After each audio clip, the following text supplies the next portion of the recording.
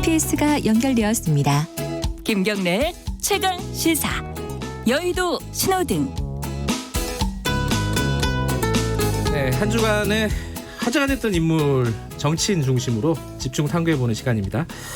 오늘도 두 분 나와 계십니다. 여의도 신호등 김태현 변호사님 안녕하세요. 네, 안녕하세요. 그리고 김준우 변호사님 안녕하세요. 안녕하세요. 김준우 변호사입니다. 자, 오늘은 또 빨간불 하나 파란불 하나네요. 좀 이게 균형은 맞았고. 네. 자, 김태현 변호사님부터 누구? 저는 미래통합당의 원희룡 제주지사를 골라왔는데. 파란불입니까? 빨간불? 이거를 물어보시더라고요. 이게 좀 애매한 거는 어제 아이템 정할 때도 우리 PD님이 전화하셔가지고 무슨 불이에요? 그래서 네. 저는 파란불로 골라왔어요. 파란불. 그 이유는 조금 이따 들어보도록 하겠습니다. 이렇게도 볼 수 있고 저렇게도 볼 수 있는데 김준호 변호사님은? 저 처음으로 빨간불인데.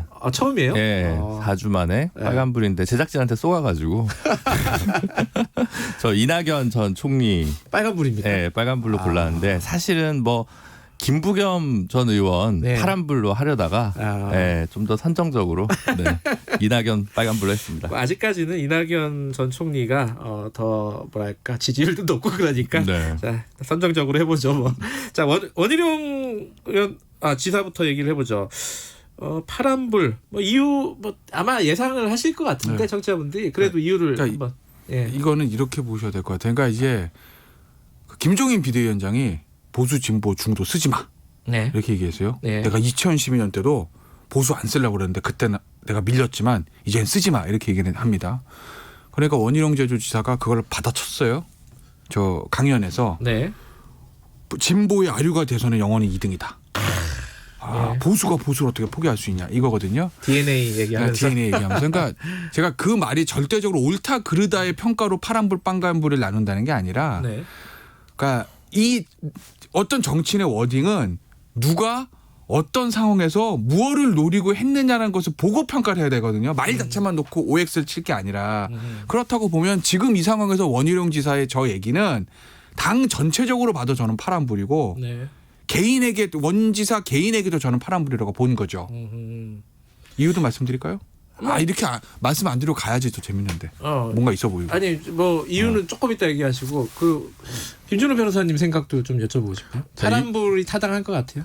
저도 파란불에 마음을 기울이고 이제 어젯밤에 방송을 준비하려고 원희룡 지사 40분 강연을 봤어요. 40분을 보셨다고요? 유튜브를.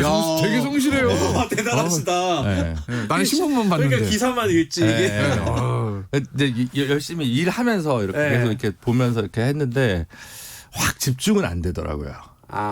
그 강연 자체가 굉장히 엄청 준비한 그런 강연은 아니어서 임팩트가 크거나 그러니까 워딩은 좀 센데 히딩크가 필요한 게 아니다 지금 자부심을 다시 회복해야 된다. 담대한 전환을 했던 보수가 이제 그 정신을 이어받아야 된다 이런 이제 얘기여서 워딩은 괜찮은데 강연 자체가 그렇게 임팩트 있진 않았어요. 그래서 준비 더 하셔야 될 것 같은데 이런 생각도 좀 들면서 어쨌든 그 보수에서 인물난을 겪는 상황에서 지난번에 동아일보였나요? 국회의원 이번에 초선되신 분들 사이에서 여론조사 했더니 그 당시 미래통합당 초선 기준으로 원희룡 의원이 몇 표차 안 나지만 어쨌든 1등으로 꼽힌 거 아니에요? 대선 주자로. 그래서 저도 경향적으로 파란불로 드는 게 맞다고는 봅니다. 저는 그 영상을 저는 이제 40분을 보지는 않고요. TV에 뉴스에 나오는 거 잠깐 봤는데 원희룡 지사가 머리도 아직 풍성하시고 안 늙으셨더라고요. 그래갖고 굉장히 이 사람 젊어 보인다 이런 느낌이 잠이 들어서. 안 와서 보수의 위기 때문에 잠이 안 와서 살도 쭉 빠졌다고 앞에 그렇게 얘기하시더라고요. 살도 좀 빠진 것 같아요 실제로. 자 아까 못하신 말 그 이유가 뭐예요? 그러니까 일단은 사실은 민주주의는 좀 시끌시끌해야 돼요. 그리고 지금 미래통합당 같은 경우에는 거의 초상집처럼 죽은 당이거든요. 조용합니다 당이. 그러니까 왜냐하면 탄핵 이후로 조용했어요.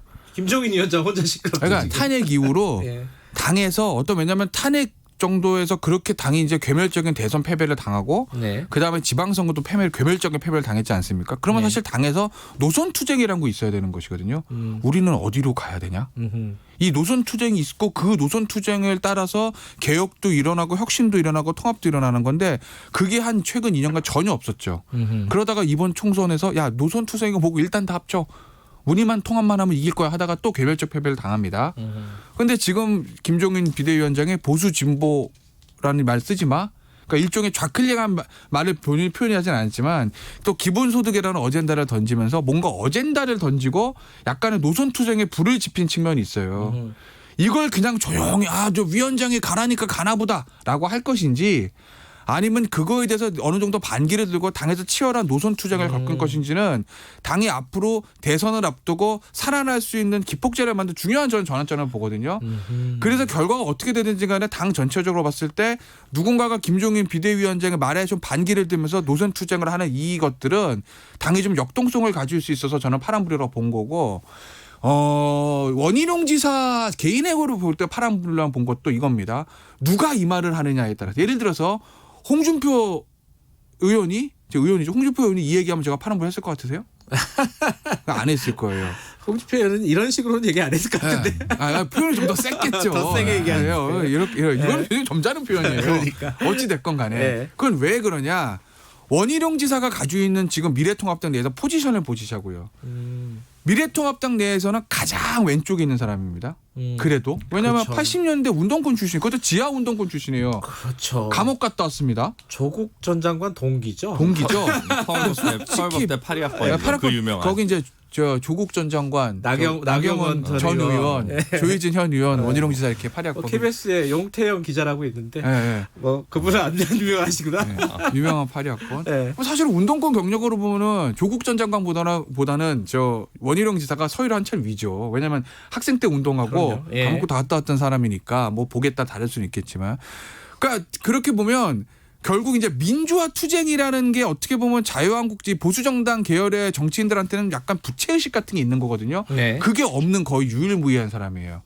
그리고 박근혜 전 대통령 국정농단 때도 제주도로 좀 떨어져 있었기 때문에 거기서도 좀 덜 다쳤고 그동안 선거 떨어진 게 없으니까 상처받은 적도 없고 그래서 그렇다고 보면 만약에 본선을 나갔다고 했을 때 표의 확정력이라는 걸 생각해 보면 대중적 인지도만 좀 갖추면 미래한국당 통합당에서 낼 수 있는 후보들 중에서는 가장 저는 그래도 스펙트럼 넓은 사람이라고 보거든요. 아마 그거에 반영해서 아까 김준우 변호사 얘기하신 초선 의원들 상대로 의원 조사에서 2등, 1등 이낙연 의원, 2등 이렇게 된 거예요. 그런데 당내로 오면 약간 다를 수도 있다는 거죠. 당내로 보면? 당내로. 제가 얘기한 건 당 밖에 후보 달고 이제 본선 나갔을 때 얘기인 거고 당내에서 당내 경선을 거쳐야 되는 상황에서 보면 당내 기반이 약하고 지방자치단체장이긴 하지만 제주도란 곳의 인구를와 규모를 생각했을 때 그리 큰 힘이 되는 건 아니거든요. 그러면 당내 경선을 생각하면 당내 어떤 보수 지지층에 조금 지지를 얻을 필요는 있다. 그래서 아마 그런 계산 속에서 이 발언이 나왔을 거다. 그래서 제가 원희룡 지사 개인에게도 파란불, 당 전체적으로 파란불이라고 말씀드린 거죠. 그러니까 홍준표 지사가 이렇게 했으면 제가 파란불 안 했을 거예요. 홍준표 의원이. 뭐 김 위원장은 별로 뭐 신경 안 쓴다. 뭐 이런 반응을 보였는데. 뭐 공부를 더 해야 된다는 얘기를 했어요. 김종인 위원장이 지금 기본소득 그 다음에 이제 교육 불평등 얘기하면서 뭐 고등교육 뭐 개편하는 무슨 위원회를 만들어야 된다 이런 얘기를 했잖아요. 그러니까 나름 이제 그 불평등 문제에 관해서도 이제 어쨌든 공정성 문제에 관련해서도 이제 그러니까 보수라는 표현을 쓰지 말고 어쨌든 통합당에서도 이제 의제를 던진다 이렇게 가는데 지금 자존심을 회복하고 다시 뭐 정체성을 확실히 하자는 정도 외에 확 던진 거 아니에요. 물론 이제 이걸 무슨 뭐 대선 가도에 가기 위해서 바로 던져진 그런 비중 있는 강연은 아니고 그냥 이제 중앙 행보를 하면서 나온 거기 때문에 뭐 원희룡 지사한테 엄청 점수를 깎을 이유는 없습니다만 아직까지는 뭐 그렇게 돌출적으로 대립각을 세울 만한 컨텐츠를 내세운 건 아니에요. 근데 이 기회에 김종인 비대위원장한테도 짧게 말씀을 드리면 김종인 위원장 파란불 빨간불이 있어요. 파란불이라는 건 뭐냐면 이번 주에 아까 전반적으로, 그러니까 기본소득의 문제, 당의 노선을 좀 좌클릭해야 된다라는 거, 선거를 이기려면 그다음에 교육 불평등 얘기 계속 어젠다를 던지거든요. 특히 기본소득 같은 거 미래통합당에서 어젠다를 던지면서 민주당은 자중질환에 빠졌습니다. 네?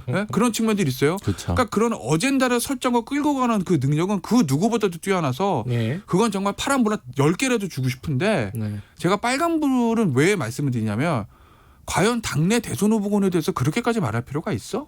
이겁니다. 홍준표, 오세훈, 유승민, 뭐 밖에 지금 안철수, 원희룡 존칭 빼고 전부 다 XXX를 났어요. 그럼 누가 있는데요? 그러니까 너무 박하다. 그러니까 김종인 비대위원장이 누가 보수 대선 후보 새로 세팅한다고 하는데 그게 이제 마음대로 다 되는 건 아니잖아요. 그게 안 됐을 경우에 YS와 DJ를 합쳐놓은 현신이 나타나지 않으면 그러면 내년 이맘때 기존 주자들가 시작할 수밖에 없다고요. 알겠습니다. 그런데 위원장이 그렇게 기존에 있는 후보들을 굳이 마음속으로는 모르겠으나 굳이 그렇게 공개적으로 엑스표를 칠 필요가 있을까라는 거. 빨리 넘어가야 될 것 같아요. 네. 시간이 없어요. 이낙연 빨간불. 네. 왜 빨간불입니까? 그 당권 대권 분리 이론을 가지고 이제 김부겸 의원이 사실은 세게 나왔죠. 그렇죠. 네, 본인 뭐- 임기 다 채우겠다. 네, 당 대표를 내가 나가면서 하면 채우겠다 이러면서 당권 지금 잘 아시다시피 7개월짜리 당 대표를 이낙연 총리가 하겠다는 거냐 이건 네. 맞지 않다라고 얘기를 하는 거고 그리고 그 전에 사실은 그걸 시작은 이제 홍영표 원내대표가 전 원내대표가 한 거고 그 다음에 김두관 의원이 또 페이스북인가 어디에 써가지고 이제 불을 지폈어요. 근데 이제 거기에 완전히 활용점정을 제가 볼 때는 김부겸 전 의원이 전 장관이 찍은 것 같아요. 셋 다 같이 이 얘기를 했기 때문에 누구 파란불 주기가 되게 애매하더라고요. 그래서 이거는 이낙연한테 빨간불이다라는 거고 당권 대권 분리는 역사로 거슬러 올라가면 지금 서대문에 국회의원 하는 김영호 의원 네. 부친이 후농 김상현 의원이라고 옛날 육선인가 하셨던 분 있잖아요. 네. 그분이 97년 대선 앞두고 민주당 내에서 그때 DJ가 막강한 총재적 제왕적 총재 시절에 정대철 김상현에서 당권 대권 분리론을 해가지고 우리 사회에 이제 신선한 충격을 나름 줬던 그거거든요. 그때만 해도 그게 익숙하지 않았을 때죠. 네. 당권이고 대권이고 다 하나인데. 다 하나인데 총재인데 그렇게 하다가 이제 그리고 그 두 분이 나중에 고생하셨어요. DJ가 대통령 된 다음에 고생하셨죠. 네, 고생 많이 하셨죠. 네. 아이고, 그렇군요. 어쨌든 그래서 지금은 사실 일정한 상식이 됐어요. 대선 공정한 레이스를 하기 위해서는 그런 상황에서 이낙연 총리, 이낙연 의원이 약간 대세론으로 이걸 묻어가 보려고 했는데 말하자면 제동이 걸린 거잖아요. 근데 묻어가려고 했는데 김부겸 전 의원이 세게 배팅에 건 거죠. 입장 얘기해라 이렇게 된 거죠 네. 지금. 예. 그렇게 돼버리니까 사실은 이낙연 의원의 강점이라면 저는 그렇게 생각하는데 우리나라 정치사에서 우리나라 국민들이 좋아하는 정치인은 화끈하거나, 네. 뭐 노무현, 이재명, 뭐 심상정, 홍준표 화끈하거나 네. 공격수적으로 아니면 점잖고 안정적인. 근데 점잖고 안정적이니 총리에 그칠 것이냐. 네. 예를 들어 뭐 고건이라든가 뭐 이런 분처럼 이 정도가 적절히 아니면 대선 주자까지 하는 그런 거는 뭐 이제 문재인 대통령의 사실 이제 그런 약간 DNA랄까 이미지죠. 그러니까 이제 이낙연 전 총리는 이제 문재인 대통령 비슷하게 이제 좀 가려고 하는데 안정되고 절제되고 무리 없고 관리 가능하고 이런 건데 그럼 이제 항상 좀 합리적인 안을 내야 되거든요. 네. 근데 지금 이번 건은 지금 침묵하고 있단 말이에요. 물론 이제 현재 그 시점은 그런 거예요. 코로나 그 위원장이잖아요. 극복위원장이어서 전국을 돌고 있는데 한 30-40%는 이게 지역 돌면서 약간 예비적 선거운동이거든요. 근데 어쨌든 그 상황이 이렇게 임기 20일까지인가 그래서 지금 뭔가 메시지를 내는 게 좀 부담스럽다 이제 이러면서 좀 호흡을 고르고 있는데 말하자면 당내에서 완전히 다 마음을 사지는 못했기 때문에 이낙연 총리가 그러니까 이제 이런 뭐 불협화음이랄까 이런 게 이제 정리되지 않은 것들이 지금 나오고 있는 거죠. 그래서 제가 봤을 때는 그동안 이낙연 총리가 쌓아온 이미지, 신뢰 이런 것들에 기반하면 이건 그냥 당권을 드롭하겠다고 얘기하는 게 맞거든요. 근데 그러기에는 본인이 져야 될 리스크 테이킹이랄까 위험 부담이 좀 있어 보이니까 지금 일단 한 호흡을 고르고 있는데 빨리 메시지가 나가야 된다. 어떻게 보면 정치인 이낙연, 대선 주자 이낙연으로서의 첫 번째 도전 이런 것들의 국면이라고 보여져서 한번 이제 긴장하셔야 한다는 의미에서 뭐 좀 박하지만 빨간불 올리겠습니다. 이게 지금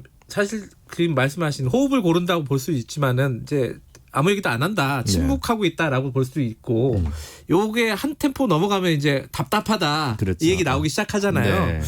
요거 어떻게 돌파를 할까요? 이거 김태현 변호사님 어떻게 보세요? 이거? 저는 그냥 정면도 팔 것 같아요. 정면도 당권 나가는 팔? 걸로. 아. 왜냐하면 현실적으로 답이 없어요. 그렇지 않으면. 왜냐하면 이낙연 총리가 지금 저 지지도 1위를 달리고 있지만 그 지지도 1위라는 건 신기루 같은 것이거든요. 네. 보이지 않는 표입니다.